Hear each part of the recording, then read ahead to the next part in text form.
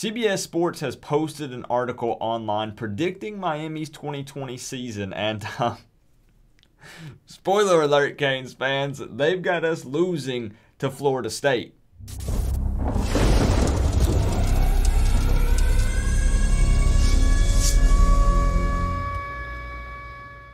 What's going on, Canes fans? It's been a bit since we've done a video on this channel. I've been doing live streams every week, and I'm going to take this moment to go ahead and plug a little shout out for myself for the channel here real quick. Every week, Friday, 8 p.m. Eastern Time, we have been simulating Miami's 2020 season on NCAA 14 with updated 2020 rosters.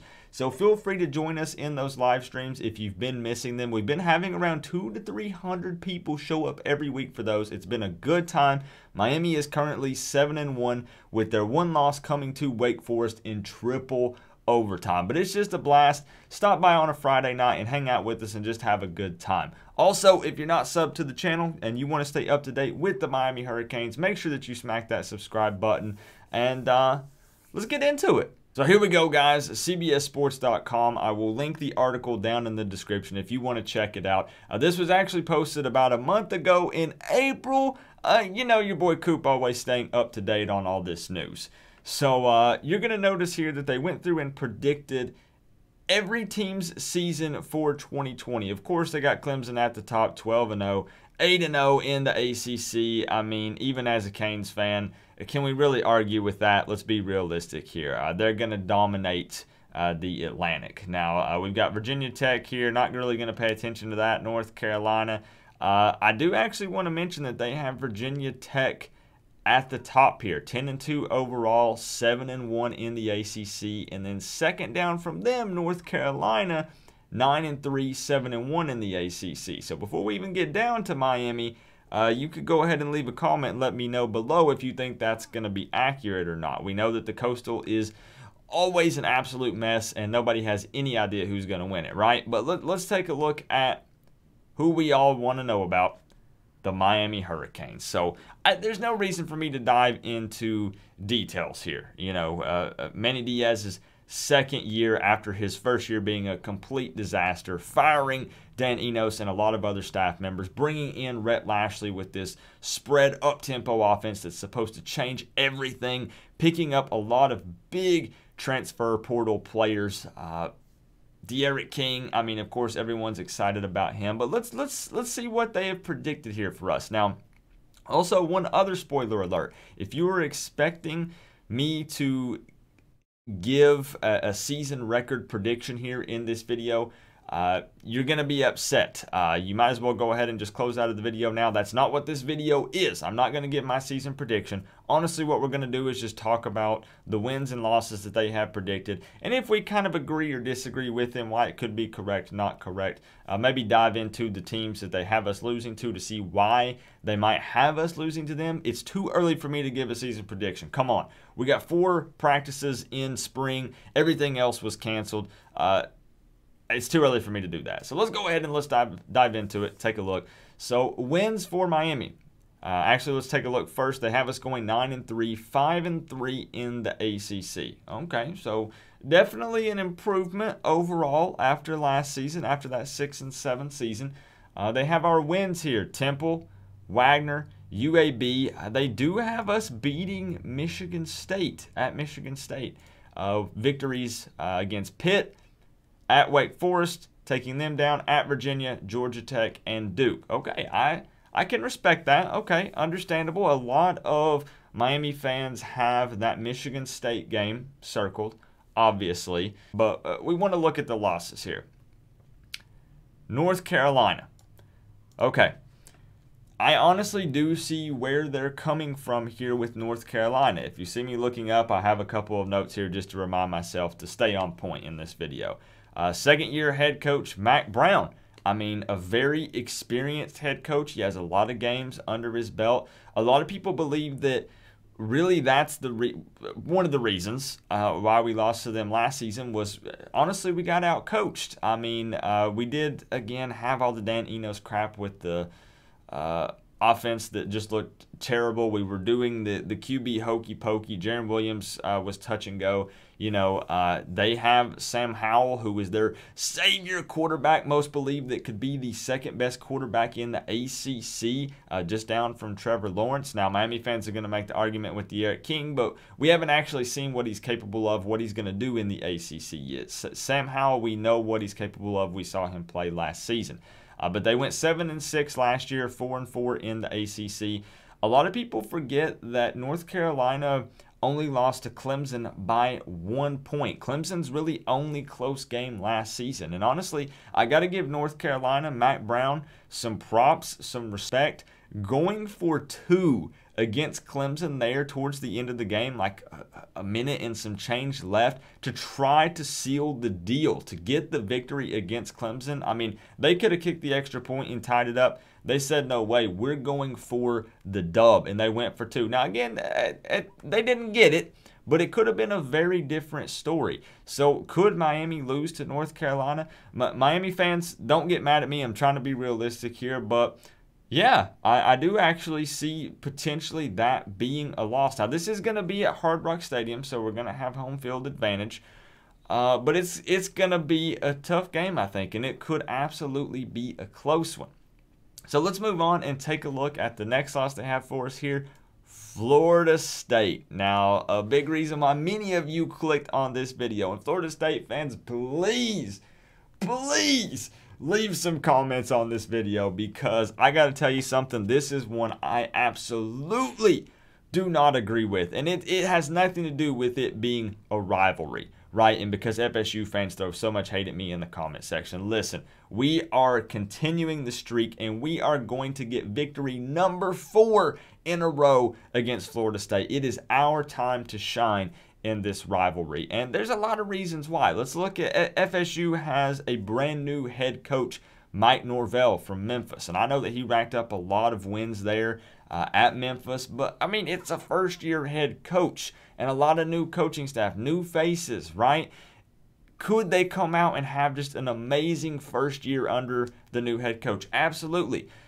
Is it very unlikely? Absolutely. I just don't see them having this huge turnaround season year number 1. There's too many question marks in multiple different positions. Blackman, FSU fans are torn if they like him, if they don't like him. No more Cam Akers. Now, FSU did pick up the former Texas A&M running back, Jashawn Corbin. He could potentially maybe come in and have a big impact, but I just don't see FSU having this crazy 2020 season. I think they'll probably look better than they did with oh, Willie Taggart. Sorry, it gets a giggle out of me every time. But I don't think it'll be a huge turnaround season for FSU. FSU was 6-7 last year, 4-4 in the ACC.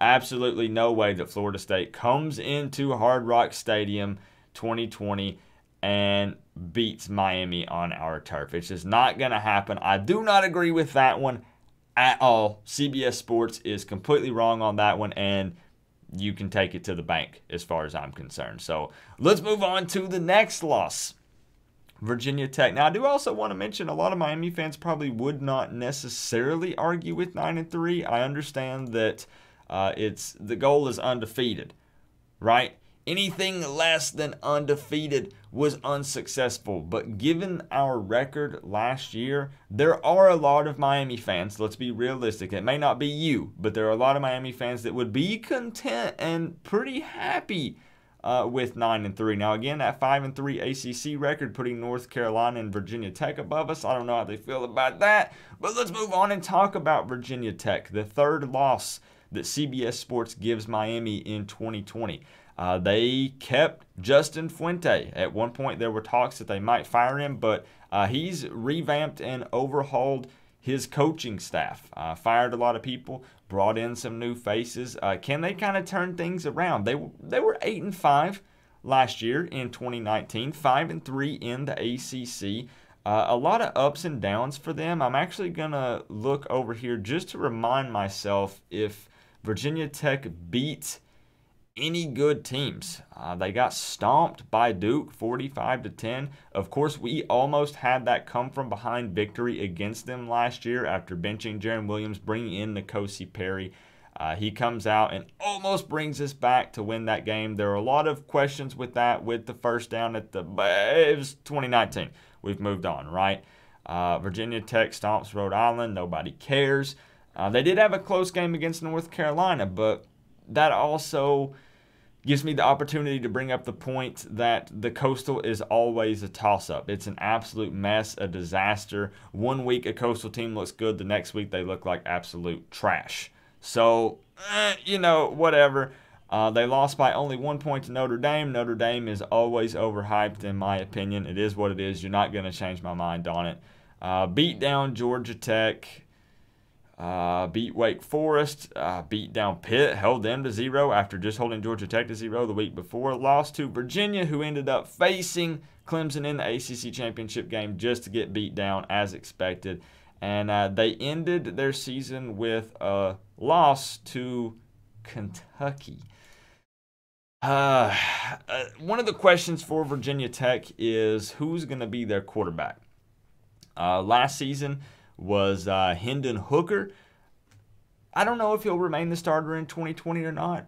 Most likely, because he does have some experience now. But keep in mind that Virginia Tech does have the Oregon transfer Braxton Burmeister. Is it his time potentially to take over? Because a lot of people actually question Hooker's athleticism. He was able to pick up some yards and some touchdowns on the ground. But a lot of Virginia Tech fans feel like the Oregon transfer is the way to go, that he's slightly more athletic, and he is the quarterback for the future of the Virginia Tech program. I also don't think that I agree with this one, with the loss to Virginia Tech. Now, again, I'm not saying don't take this video out of context and think that means that I'm saying that Miami goes 9-1 with their only loss coming to North Carolina. This is not a season prediction video for me. This is critiquing CBS Sports losses that they've given us for the 2020 season. I think that we could take care of Virginia Tech. Now, the biggest thing is this is in Blacksburg. This is at Virginia Tech, so they're going to have home field advantage, but they're going to have a lot of new faces on the coaching staff. There would be a lot riding on this game because Justin Fuente, again, did that overhaul, and people were already looking at him under a microscope for the, thinking about potentially replacing him. So, I don't know. I think that Miami could handle business with the Virginia Tech game as well. The one question mark that I have there for the CBS Sports is Florida State. No way, bro. We ain't taking a big fat L to Florida State at Hard Rock. Now let me read their analysis to you in case you haven't already read it for yourself. This is what they have to say about Miami Hurricanes and the 2020 season. The hype around former Houston starting quarterback D'Eriq King makes Miami one of the most fun teams in the country to discuss and follow. And boy, let me tell you, they are not wrong. But there are still plenty of questions and concerns, even a few layers beneath the surface. King is an electric playmaker, but the skill positions lack consistency and experience, while the offensive line brings back experience, but from a group that underperformed in 2019. Now let's take a look at that for just a moment. They're 100% correct. King is an electric playmaker. The QB is a huge part of the offense. Obviously, they're the one who potentially at times calls the plays, does the audibles. He's the one who delivers the ball. He has to hand it to the running back first before the running back can make a play. He has to throw the ball to the tight end, to the wide receiver before they can make a play. He's got to deliver it, right? And D'Eriq King brings a lot of hype, but he needs the players around him to be performing well also. And again, it mentions that the lack of consistency at the skill positions from 2019 was very apparent. So we need those guys to improve. Our wide receivers, tight ends. Brevin Jordan hopefully steps up and has a huge season. Mallory can back him up and have a good year as well. But again, also talking about the O-line. Many Miami fans are saying the O-line was just so terrible. What are we going to do? Hopefully the spread helps with that. And just honestly, though, even to stop using that as an excuse, let's just hope that the offensive line improves and does actually get better. We have a new offensive line coach, so it's not out of the complete realm of possibilities that they could actually get better in 2020, but I see 100% where they're coming from. I can't argue with that. Defensively, CBS Sports says they'll have one of the best pass rush tandems in the nation, the sack squad, Rousseau and Roche. And don't forget about Phillips. Boy, I'm excited about that one. It looks like that CBS Sports also says, I've got the hype peaking after a 6-0 start to the season with division rivals and Florida State getting the best of the Canes late in the year. Boy, oh boy, they just are not going to let go of that Florida State loss. So, I mean, I do see where they're coming from with the rest of that, though. I'm just going to be straight up and honest with you guys. Again, I'm not going to go into a season prediction, but I am a little worried about the Michigan State game. I don't know where we stand with that. It is Michigan State. We do have a Friday night game. I believe that was Wake Forest, if I'm not mistaken. I'm not going to fact check that right in the middle of this video, but I think Wake Forest is a Friday night game. Thursday night, Friday night games always worry me. It's always, oh boy, I don't know about those Thursday and Friday night games. So that's kind of iffy. North Carolina, definitely I'm like, we're going to have to show up ready to play in that game because we can't get outcoached in that one. And we've got to definitely get pressure on Sam Howell. We have the playmakers here to do it. But boy, that's going to be a tough game. At least it's at Hard Rock Stadium, right? And Virginia Tech could also be potential. So I'm putting question marks on about 4 games this season. Again, not a prediction. All right, Canes fans. Once we get a little closer, maybe we can get a little more time under our belt, make sure that the season, everything's happening as normal, maybe get some practices and stuff. Then I will do a video that's an actual full prediction. But I do want to say, please feel free to leave your comments down below. You can leave your season predictions if you want. But I really want to discuss these losses here that CBS Sports has for us. Do you agree with these? North Carolina, Florida State, Virginia Tech. Have you penciled those in as losses for us? Do you think there's absolutely no way some of these teams that we're going to lose to? It just ain't happening. So I'm curious to discuss this with my Miami Hurricanes fans and just my college football family, North Carolina fans, Florida State fans, Virginia Tech fans. Hop in here and let me know if you think, oh yeah, definitely, we're going to beat the Canes this season. Here's why. Put some meat on the bone. Let me back up what you're saying in the comment section, all right?